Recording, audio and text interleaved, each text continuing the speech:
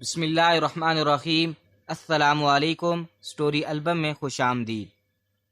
ارے کشف بیٹا، تمہاری ماں تو سر لپیٹ کر کمرے میں بند ہو گئی ہے، مہمان بھوکے ہیں، کچھ کھانے وانے کا بندوبست کرو بھائی۔ نائلہ مومانی نے اسے مخاطب کیا۔ کھانا دلہن کے ساتھ آیا ہے مومانی، بس تھوڑا انتظار کر لیں۔ اسی وقت آئمہ بھی ادھر آ نکلی تھی، جواب اسی کی طرف سے آیا۔ کشف نے گرم دودھ کے گلاس کے ساتھ سر درد کی گولی تابین کو دی اور پھر ماں کے کمرے کا رخ کیا۔ حسب توقع عتیب وہیں موجود تھا۔ آئمہ اسے سمجھا رہی تھی، پہلے ہی بہت جگ ہسائی ہو چکی ہے عتیب، مزید تماشا مت بناؤ، جاؤ اپنے کمرے میں۔ آئمہ نرم لہجے میں بھائی سے مخاطب تھی۔ مزید تماشا سے آپ کی کیا مراد ہے آپی؟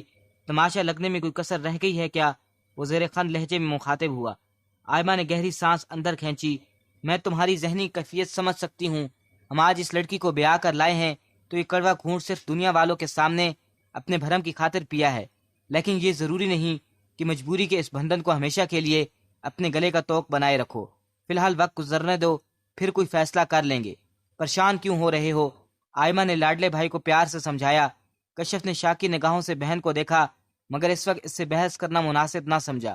آئمہ ٹھیک کہہ رہی ہے بیٹا، اگر آج تابین سے تمہارا نکاح نہ پڑھواتے تو کل دنیا والوں کے سامنے ولیمے کا فنکشن ملتوی ہونے کا کیا جواز پیش کرتے؟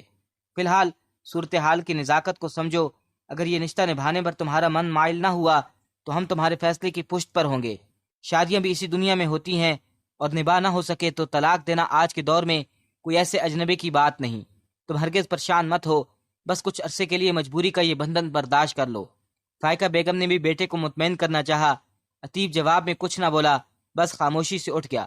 رکے بھائی۔ جیسے ہی وہ کمرے سے نکلا، کشف اس کے پیچھے لپکی تھی۔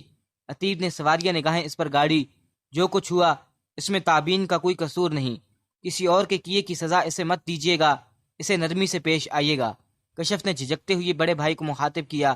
اپنی عمر سے بڑی باتیں مت کیا کرو کشف۔ عتیب اسے جھڑک کر آگے بڑھ گیا۔ کشف وہیں کھڑی بے بسی سے لب کاٹتی رہی۔ وہ اپنے ماں باپ کا اکلوتا بیٹا اور دو بہنوں کا اکلوتا بھائی تھا۔ ماں باپ نے اکلوتے بیٹے کو بہت لاڈوں سے پالا تھا، لیکن دنیا تسلیم کرتی تھی کہ لاڈ پیار کے باوجود فائقہ اور رضوان نے بیٹے کی تربیت مثالی انداز میں کی ہے۔ خوبصورتی اور ذہانت تو خیر خداداد تھی، لیکن سلجھی ہوئی شخصیت یقیناً تربیت کا نتیجہ تھی۔ یونیورسٹی اور پھر عملی زندگی میں بہت سی لڑکیاں اس کی شاندار شخصیت کی طرف ملتفت ہوئی، لیکن عتیب نہ تو دوستی میں خود ایک حد سے آگے بڑھا، نہ کسی کو بڑھنے کا موقع دیا۔ قریبی رشتہ داروں میں بھی بہت سے لوگ اپنی بیٹیوں کا عتیب سے رشتہ جوڑنے کے خواہشمند تھے۔ رضوان صاحب کی چھوٹی بہن عظمیٰ ان میں سے سرفہرست تھی، لیکن فائقہ کو نند کی بیٹی کے بے باک سے اتار و تار پسند نہ تھے۔ گزشتہ کچھ برسوں سے عظمیٰ کے میاں کا کاروبار خوب چمک اٹھا تھا۔ دولت کی ریل پیل کے ساتھ ان کا انداز و اطوار ہی بدل گئے۔ بچوں کو بھی لگام آزادی مل گئی۔ عظمیٰ نے بھائی کے سامنے دبی زبان میں لائبہ اور عتیب کے رشتے کی بات کی تھی، لیکن فائقہ کی رضامندی نہ پا کر رضوان نے چھوٹی بہن سے سہولت سے معاذرت کر لی۔ اب سب خاندان والے منتظر تھے کہ فائقہ بیگم اپنے اکلوتے نور نظر کے لیے کیا گوہر نایاب ڈھونڈتی ہیں، اور فائقہ کو فرزین کی شکل میں وہ گوہر نایاب مل ہی گیا۔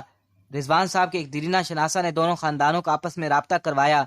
فائقہ کو برہان صاحب کا گھرانہ بے حد پسند آیا۔ وہ خاندانی اطوار رکھنے والے شائستہ مزاج اور ملنسار لوگ تھے۔ دونوں گھرانوں کے اقتدار میں بے حد مماثلت تھی۔ نظریات اور خیالات کی ہم آہنگی کے ساتھ ساتھ برہان صاحب کی بیٹی فرزین کے بے پناہ حسن نے فائقہ بیگم کا دل مول ہی لیا۔ آئمہ کو بھی شہزادیوں کی سی آن بان رکھنے والی فرزین بے حد پناہ پسند آئی۔ فائقہ بیگم نے فوراً ہی ان لوگوں کے سامنے عتیب کے رشتے کے لیے دست سوال دراز کر دیا۔ سوچ پچار کی رسمی مہلت کے بعد وہاں سے مثبت جواب مل گیا۔ منگنی کے بجائے شادی کی تاریخ مقرر کر دی گئی۔ فائقہ بیگم اور آئمہ اٹھتے بیٹھتے فرزین کے حسن اور معصومیت کے قصیدے پڑھتی۔ عتیب کا دل بھی انوکھی لے پر دھڑکنے لگا۔ وہ ماں باپ کے ہمراہ 2 بار سسرال گیا۔ فرزین کچھ دیر کے لیے ساس کی سسر کو سلام کرنے ڈرائنگ روم میں آئی تھی، اور اس کے ایک جھلک نے ہی عتیب کو سرشار کر دیا۔ ماں نے واقعی اس کے لیے گوہر نایاب ڈھونڈا تھا۔ پہلی بار اس کے جی میں خواہش پیدا ہوئی کہ اپنے دوستوں کی طرح وہ بھی ہونے والی بیوی سے ٹیلی فونک رابطہ کرے۔ آئمہ آپی کے سامنے اس خواہش کا اظہار بھی کر دیا۔ پاگل ہوئے ہو عتیب، فرزین آج کل کی لڑکیوں سے بہت مختلف ہے۔ وہ تو ہم لوگوں سے بات کرتے ہوئے نظریں نہیں اٹھاتی، سلام دعا کرنے کے ساتھ ہی کھسک جاتی ہے۔ تم سے فون پر بات کرنے کا سوچ بھی نہیں سکتی، نہ ہی اس کے گھر والے اجازت دیں گے۔ آئمہ آپی نے ہری جھنڈی دکھا دی۔ اور اب تو خیر سے چند دنوں کی بات ہے، پھر وہ چاند ہمارے آنگن میں اتر آئے گا۔ فرصت سے اسے تکتے بھی رہنا اور ڈھیروں باتیں کرنا۔ آئمہ نے بھائی کو پیار سے چھیڑا۔ وہ چھپ کر ہنس پڑا۔ اس وقت کسے خبر تھی کہ قسمت اس کے ساتھ کیسا بھیانک مذاق کرنے والی ہے۔ اس کی ہونے والی منکوہن اس کے شخصی وقار انا اور مردانگی کو کیسی ضرب لگائی۔ نکاح سے محض چند گھنٹے قبل وہ کسی اور کے ہمراہ زندگی کے نئے سفر پر نکل گئی، اور وہ لڑکی جو اب اس کی منکوحہ بن کر اس کے بیڈ روم میں موجود تھی، عتیب اس کی شکل تک دیکھنے کا رواداد نہ تھا۔ فرزین نام سے جڑا کوئی حوالہ اسے اپنی زندگی میں گوارا نہ تھا، لیکن فرزین کی چھوٹی بہن اس کی زندگی کی اٹل حقیقت بن کر اس کے کمرے میں موجود تھی۔ بیڈ کے ایک کونے میں بیٹھی ڈری سہمی اور انتہائی حواس باختہ شکل والی اس لڑکی پر عتیب کو ایک پل کے لیے بھی ترس نہ آیا، بلکہ اس کے غصے اور جھنجھلاہٹ میں اضافہ ہی ہوا تھا۔ آخر اس نے باپ کی بات ہی کیوں مانی؟ وہ لڑکی ذات تو نہ تھا کہ گھر کی دہلیز سے بارات لوٹتے وقت بدنامی کے خوف سے کسی بھی دستیاب شخص سے رشتہ جوڑنا پڑ جاتا۔ اس نکاح سے انکار کر دینا چاہیے تھا، کچھ عرصے بعد کوئی معقول اور مناسب سا جیون ساتھی مل ہی جاتا۔ اسے فرزین جیسی لڑکی کی بہن سے کوئی رشتہ ہرگز نہ جوڑنا چاہیے تھا۔ اپنی حماقت پر اب وہ رہ کر پچھتا رہا تھا۔ یوں آنکھیں پھاڑ کر مجھے کیا دیکھ رہی ہو؟ جانتی ہو اس مضحکہ خیز حلیے میں تم اس وقت کوئی کارٹون کریکٹر لگ رہی ہو۔ وہ اپنی ناگواری کا اظہار کیے بنا نہ رہ پایا۔ تابین نے پلکیں جھپکا کر آنسو چھلکنے سے روکے تھے۔ میرا بس چلے تو ایک پل ضائع کیے بنا تمہیں اس کمرے سے بے دخل کر دوں اور اپنی زندگی سے بھی، لیکن فی الحال مجبور ہوں۔ میرے ماں باپ دنیا والوں کی زبانوں سے خائف ہیں، محض ان کے بھرم کی خاطر میں نے یہ رشتہ جوڑا ہے، لیکن مجبوری کے اس بندھن سے کوئی توقع لگانے کی کوئی ضرورت نہیں۔ میری زندگی میں تمہاری کوئی گنجائش کبھی نکل ہی نہیں سکتی۔ تمہاری حیثیت بتانے کے لیے مجھے تم سے مخاطب ہونا پڑا ہے، ورنہ میں تم جیسی لڑکی پر دوسری نگاہ تک نہیں ڈالنا چاہتا۔ اس نے تنفر بھرے لہجے میں تابین کو مخاطب کیا، اور وہ اس کی آخری بات سن کر تڑپ تو گئی تھی۔ آپ مجھ پر تو دوسری کیا، پہلی نگاہ بھی مت ڈالیں، بھلے سے مجھے اپنی زندگی سے بے دخل کر دیں یا اس کمرے سے، لیکن میرے لیے تم جیسی لڑکی کے الفاظ مت استعمال کریں۔ فرزین آپ ہی کے کیے کسی عمل میں ہرگز ذمہ دار نہیں۔ آپ آئندہ مجھے ان سے کمپیئر مت کیجیے گا۔ اس وقت آپ ان سے جتنی نفرت محسوس کر رہے ہیں، میں ان سے اس سے دگنی نفرت کر رہی ہوں۔ انہوں نے میرے امی بابا کا سر جھکایا، صرف اپنے بابا کے کہے کا مان رکھنے کی خاطر میں نے آپ سے نکاح پر راضی ہوئی۔ یہ صرف آپ کے لیے مجبوری کا بندھن نہیں، میں آپ سے بڑھ کر مجبور ہوں۔ تابین کے لب کپ کپا اٹھے تھے۔ عتیب کو اس حواس باختہ شکل والی لڑکی سے اتنے مدبل جواب کی توقع نہ تھی۔ اس نے تعجب سے آنکھیں سکیڑ کر اسے دیکھا، جبکہ تابین بے بسی کے شدید احساس سے دوچار ہو کر گھٹنوں میں سر رکھ کر آنسو بہانے لگی تھی۔ رونے کا شغل ساری رات جاری رکھ سکتی ہو، لیکن آواز کے بغیر، کیونکہ میرے سر میں شدید درد ہے اور اب میں سونا چاہتا ہوں، عتیب نے بیزار سے لہجے میں باور کروایا۔ تابین نے گھٹی گھٹی سسکیاں روکنے کے لیے گھٹنوں کے مزید اندر منہ دے لیا۔ عتیب نے اس بار اسے مخاطب کرنا غیر ضروری خیال کیا۔ اس کے اعصاب اس قدر تھک چکے تھے کہ فی الوقت وہ گہری اور پرسکون نیند کا مطمئنی تھا۔ نیندی خیالات سے وقتی فوار کا ذریعہ تھی۔ ذرا سی دیر میں واقع سو گیا۔ تابین نے رات کتنی دیر تک رونے کا شغل پورا کیا، عتیب کو تو نہ اس کا علم تھا اور نہ ہی سے کوئی سروکار تھا۔ وہ تابین برہان تھی، اپنے ماں باپ کی سب سے پیاری اور فرمانبردار بیٹی۔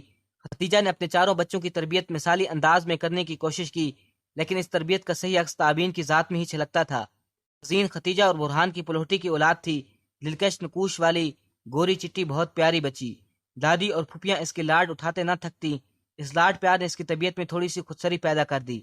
4 برس تک اسے گھر کا اکلوتا بچے ہونے کا اعزاز حاصل رہا۔ تابین پیدا ہوئی تو پھپھیاں بیاہ کر اپنے اپنے گھر بار کی ہو گئیں۔ دادا دادی بھی بیمار اور ضعیف ہو چکے تھے۔ پھر وہ فرزین کی طرح غیر معمولی حسین بھی نہ تھی۔ اسے ددیال کا بیجا لاڈ پیار نہ ملا۔ ہاں، ماں باپ کی وہ فرزین سے کم پیاری نہ تھی۔ وقت گزرنے اور عمر بڑھنے کے ساتھ ساتھ اس کی پیاری عادتوں نے اسے ماں باپ کے دل کی مزید کر دیا۔ برہان دفتر سے آتے تو وہ ختیجہ کی دیکھا دیکھی سب سے پہلے انہیں پانی کا گلاس پیش کرتی، پھر ان کی چپلیں پاس لا کر رکھتی۔ فرزین کی طرح کبھی بے وجہ فرمائش یا ضد نہ کرتی۔ اسامہ اور رضا دونوں اوپر تلے کی پیدائش تھے۔ تابین چھوٹے بھائیوں کو سنبھالنے میں ماں کی حت المقدار مدد کرتی۔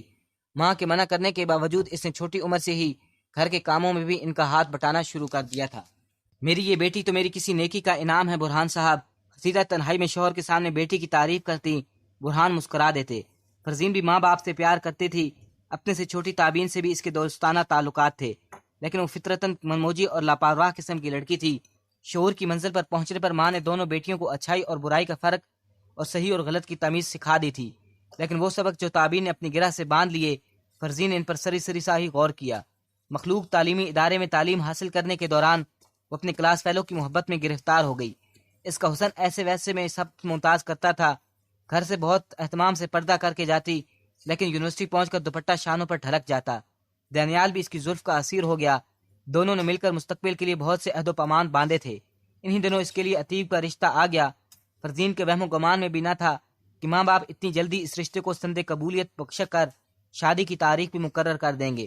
ماں باپ کی ناراضگی اور ان کے ممکنہ رد عمل سے خائف ہو کر وہ رشتہ طے ہونے تک انہیں دانیال کا بتا ہی نہ پائی، لیکن جب رشتہ پکا ہونے کے بعد شادی کی تیاریاں بھی شروع ہو گئی تو اس نے ہمت کر کے ختیجہ کو اپنی پسند سے آگاہ کر دیا۔ ختیجہ تو بیٹی کی زبانی یہ سب سن کر ششت رہ گئی، اپنے گھرانے کی اقدار اور بچوں کی مثالی تربیت کا مان پل بھر میں ہوا ہو گیا۔ بیٹی کی داستان عشق سن کر وہ سر پکڑ کر بیٹھ گئی۔ عتیق کے گھر والوں کی آمد پر فرزین کے جس رویے کو وہ شرم و جھجک پر معمول کرتی تھی، اب پتہ چلا کہ وہ ان کی بیٹی کا اظہار لاتعلقی اور ناپسندیدگی تھی کہ وہ اپنی کوک جنی بیٹی کی اداؤں کو کیوں سمجھ نہ پائی۔ اگر وہ ماں کو پہلے ہی اعتماد میں لے لیتی تو شاید صورتحال اتنی گمبھیر نہ ہوتی، لیکن اب بہت دیر ہو چکی تھی۔ ایک معزز گھرانے سے رشتہ جڑ چکا تھا، شادی کی تیاریاں عروج پر تھی، ایسے وقت وہ کیسے اپنی بیٹی کی خواہش پر سر جھکا دیتی؟ انہوں نے پیار، محبت، ڈانٹ، دھمکی، ہر طرح کا حربہ آزما کر فرزین کو زبان بندی پر مجبور کر دیا۔ ان کا خیال تھا کہ یہ وقتی خمار عتیب سے شادی کے بعد اتر جائے گا۔ عتیب میں کسی چیز کی کمی نہ تھی، پڑھا لکھا، خوب روح، بروسر روزگار۔ ختیجہ تو یہ رشتہ طے ہونے کے بعد سے لے کر اب تک وقتاً فوقتاً شکرانے کے نفل پڑھتی رہتی تھی، جبکہ ان کی عاقبت امریش بیٹی کفران نعمت کی مرتکب ہو رہی تھی۔ اپنی دانستہ میں انہوں نے فرزین کو صورتحال کی نزاکت اچھی طرح سمجھا دی۔ فرزین نے بھی بظاہر چپ سادھ لی۔ اس کے دماغ میں کیا چل رہا تھا اس کا اندازہ ہوتا تو شاید وہ شور کو ہی اس بارے میں اعتماد میں لے لیتی۔ شادی والی صبح جب فرزین ان کے منہ پر کالک مل کر گھر سے نکلی تو ختیجہ کو اپنی حماقت کا ادارک ہوا، لیکن اب بہت دیر ہو چکی تھی۔ صدمے سے چور برہان صاحب نے سمجھانے کو اس ذلت میں حصے دار بنانا گوارا نہ کیا۔ انہوں نے رضوان صاحب کے سامنے تابین کا رشتہ پیش کر دیا۔ تابین تو ابھی بہن کے دی ہوئی دھچکے سے نہ سنبھلی تھی کہ یہ افادہ سر پر آ پڑی، لیکن اس کڑے وقت میں وہ باپ کے حکم عدولی کی مرتکب نہ ہو سکتی تھی۔ فرمانبردار بیٹی کو اپنی فرمانبرداری کا ثبوت دینا پڑا، لیکن وہ دل ہی دل میں والدین سے سخت شاک تھی۔ بہن کے کیے کی سزا ایسے بھگتنی پڑی تھی۔ اپنی زندگی کے سب منصوبے، ساری آرزوئیں کا گلا گھونٹ کر اس نے سرسرار کی اجنبی زمین پر قدم رکھا۔ وہ بہت سہمی ہوئی تھی، جانے وہ لوگ اس سے کیسا سلوک کرتے ہیں۔ توقعات کے عین مطابق وہاں اسے مثالی برتاؤ نہ کیا گیا۔ وہ انچاہی تھی، مجبوری کے عالم میں کڑوا گھوٹ پڑتے ہوئے وہ لوگ اسے بیعت تو لائے تھے، لیکن عتیب سمیت ان سب کی نگاہوں میں حقارت اور بیزاری تھی۔ وہ لڑکی جو شادی والے روز مذکر خیز دکھائی دے رہی تھی، آج اس پر الگ ہی روپ چڑھا تھا۔ وہ ہمیشہ سادی رہتی تھی، پہلی بار تیار ہوئی تھی۔ جب ماہر بیوٹیشین نے اس کے سنگھار کو فائنل ٹچ دیا تو آئینے میں اپنا روپ دیکھ کر خود ہی ششت رہ گئی۔ ولیمے کا جوڑا بھی فرزین کے ناپ کا ہی تھا، لیکن مناسب فٹنگ کے بعد اس کے بدن پر خوب جچ رہا تھا۔ جس پارلر میں فرزین نام کی دلہن نے تیار ہونا تھا، وہاں اب تابین تیار ہوئی تھی۔ پارلر والوں کو نام کی تبدیلی سے چین و سروکار نہ تھا۔ ہنرمند بیوٹیشین کے مشتاق ہاتھوں نے اس کو پورا سجا دیا۔ آئمہ اس کے ہمراہ تھی۔ بادل نخستہ ہی صحیح، مگر رسم دنیا نبھانے کے لیے ولیمے کی تقریب کے لیے دلہن کے سنگار سمیت سارے لوازمات پورے کرنے تھے۔ قریبی رشتہ داروں سے بھی استدعا کی گئی کہ دنیا والوں کے سامنے دلہن کی تبدیلی کا ڈھنڈورا پیٹنے سے گریز کریں۔ بظاہر سب نے ہی ان کی عزت کو پورے خاندان کی عزت قرار دے کر اس معاملے میں زبان بندی کا یقین دلایا۔ رضوان صاحب کا وسیع حلقہ احباب تھا، خود فائقہ کے جان پہچان والوں کی تعداد کم نہ تھی۔ عتیب کے کولیگز، دوست پڑوسی، غرض ایک بہت بڑی تعداد میرج ہال میں موجود تھی۔ شناسہ خواتین فائقہ بیگم کو اتنی پیاری بہو ڈھونڈنے پر مبارکباد دے رہی تھی۔ وہ جبری مسکراہٹ چہرے پر سجائے سب کی مبارکبادیں وصول کرتی پھر رہی تھی۔ تابین کتنی پیاری لگ رہی ہے نا آئمہ آپا، کل تو فرزین کے مقابلے میں بالکل عام سی لگ رہی تھی۔ کشف نے بہن کو مخاطب کیا۔ اس کی بہن بھی شکل سے کم معصوم نہیں لگتی تھی، اللہ جانے اس کے بھی کیا کرتوت ہوں گے۔ آئمہ نے تنفر بھرے لہجے میں جواب دیا۔ کشف چپ کی چپ رہ گئی۔ اسٹیج پر دلہا دلہن کا فوٹو سیشن جاری تھا اور آئمہ کے دونوں بچوں کے علاوہ گھر کا کوئی فرد اس موقع پر جوش و خروش کا مظاہرہ نہ کر رہا تھا۔ 7 سالہ میشا اور 5 سالہ ریان ہی دلہن مہمانی کے ساتھ پوز بنوا کر تصویریں کھنچوا رہے تھے۔ دلہا میاں بھی جلد ہی فوٹو سیشن سے جان چھڑا کر اپنے دوستوں کے پاس جا پہنچے۔ یونیورسٹی میں جو لڑکیاں تم پر مرتی تھی، ان سے ایک بھی تو تمہاری دلہن کے پاس ہی نہیں۔ اپنی امی کی مرضی پر چھوڑ کر فائدے میں رہے۔ آنٹی نے بہت پیاری دلہن ڈھونڈی ہے تمہارے لیے۔ نازش جو اس کے بیسٹ فرینڈ عادل کی بیوی اور خود عتیب کی کلاس فیلو رہ چکی تھی، عتیب کو مسکراتی ہوئی مبارکباد دے رہی تھی۔ عتیب محض مسکرا دیا، کاش ہم بھی ماں کی پسند پر ہی سر جھکا دیتے۔ عادل نے بیوی کو چھیڑا تھا۔ حسب توقع نازش فوراً خفا بھی ہو گئی، لیکن آج عتیب ان کے درمیان سالسی کروانے کے لیے نہ کودا۔ اس کا کسی سے مخاطب ہونے کو بھی دل نہ کر رہا تھا۔ جی میں دھڑکا سا لگا ہوا تھا کہ کہیں کل کوئی والی بدمزگی سے واقف نہ ہو جائے۔ عظمیٰ پھپھو خواتین کے گروپ میں بیٹھی جانے ان سے چپ کے کیا باتیں کر رہی تھی۔ لائبہ بھی اس طرح انداز میں اسٹیج پر دلہن بنی بیٹھی تابین کو دیکھتی تو کبھی طنزیہ مسکراہٹ عتیب کی جانب اچھال دیتی تھی۔